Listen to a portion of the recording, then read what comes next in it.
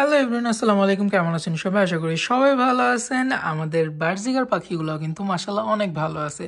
So আজকে ওদেরকে আমরা খাবার হিসেবে আপেলের কিছু টুকরা দিছি। দেখেন, যেহেতু ওদেরকে অভ্যাস করানো হয় নাই, যার কাছ থেকে পাখিগুলো কিনছি ও মেবি এই খাবারগুলো দেয় নাই, এই জন্য খাচ্ছে না। তো আমরা ধীরে ধীরে চেষ্টা করতেছি ওদেরকে এই খাবারটাতে ইউজ টু করানোর জন্য। প্রত্যেকটা পাখিকে কিন্তু আপনি যদি এই ফুড হ্যাবিটে আনতে চান, তাহলে তাকে কিন্তু আপনার রাত্রের বেলা সিড মিক্সটা বের করে রাখতে হবে এবং সকালবেলায় আপনি প্রথমে যে খাবারটা খাওয়াতে যাচ্ছেন ওই খাবারটা দিবেন এবং 3 থেকে 4 ঘন্টা রাখার পরে আপনি সিড মিক্সটা দিয়ে দিবেন। সো আমরা আজকে আপেল দিছি, দেখি আপেল খায় কিনা। দেন আমরা এগ ফুডটাও ওদেরকে ইউজ টু করাবো, কারণ এই ধরনের খাবারগুলো কিন্তু এই পাখিদের জন্য খুবই দরকার। জাস্ট সিড মিক্স থেকে ওদের বডিতে যে পরিমাণ নিউট্রিশন বা যে জিনিসগুলো দরকার ওইগুলো কিন্তু কভার আপ হবে না। ওয়াইল্ডে পাখিরা যখন উড়াউড়ি করে তারা কিন্তু নিজেদের পছন্দ মতো খাবারগুলো সিলেক্ট করে খাইতে পারে, বাট কেজের ক্ষেত্রে কিন্তু ওই জিনিসটা হয় না। তাই যারা আমরা পাখি পালি তাদেরকে ওই জিনিসগুলো আস্তে আস্তে ইনশিওর করতে হয়। যেমন আমি একটু খেয়াল করলাম যে পাখিগুলোর যেহেতু ওয়েদার চেঞ্জ হইতেছে, যার কাছে ছিল ওইখানে হয়তো বা গরম অবস্থায় ছিল, আমার এখানে হালকা ঠান্ডা পড়তেছে। সো পাখিগুলোর কিন্তু ঠান্ডা লাগার সম্ভাবনা আছে। এই জন্য আমরা ওদেরকে মধু মিশ্রিত পানি দিছি সকালবেলা। সো এই পানিটা 6 ঘন্টা পরে আমরা চেঞ্জ করে দিব।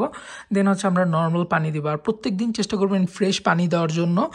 আর যারা সৌদি আরবে পাখি পালেন তারা অবশ্যই চেষ্টা করবেন খাওয়ার পানিটা পাখিদেরকে খাওয়ানোর জন্য। ভুলেও কিন্তু আপনারা বেসিন বা কলের পানিটা তাদেরকে দিবেন না। হয়তো বা কোনো সমস্যা হইলেও হইতে পারে, যেহেতু আমি দেই নেই বা আমি জানি না, এই জন্য আমি শিওর বলতে পারতেছি না যে সমস্যা হবে। বাট না দেওয়াটাই বেটার। আমরা সবসময় সেফ সাইডে থাকার চেষ্টা করব, যেহেতু ওয়েদারের কারণে পাখির অনেক সমস্যা হইতে পারে।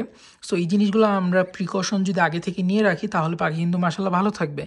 আমাদের এখানে যেহেতু পাখির কোনো দোকান নেই, সো আমি ক্যাটেল ফিশ বোনটা পাচ্ছি না, ওটা অনলাইনে অর্ডার করতে হবে। এই জন্য আমি যেটা করছি, সিদ্ধ ডিমের যে খোসাটা থাকে ওটাকে ভালোভাবে সিদ্ধ করে দেন পরিষ্কার করে একদম গুঁড়া করে দেখেন খাঁচায় দিয়ে রাখছি। এটা কিন্তু ক্যালসিয়ামের একটা সোর্স।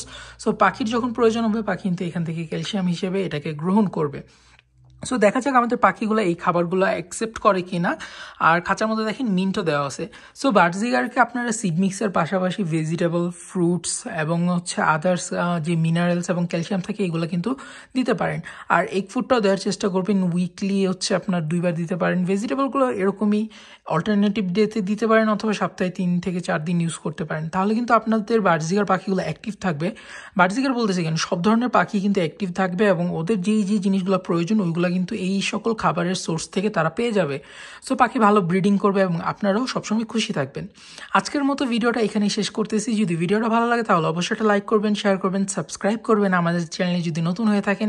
ইনশাআল্লাহ দেখা হচ্ছে পরবর্তী ভিডিওতে। টিল দেন সবাই ভালো থাকবেন, সুস্থ থাকবেন। আসসালামু আলাইকুম।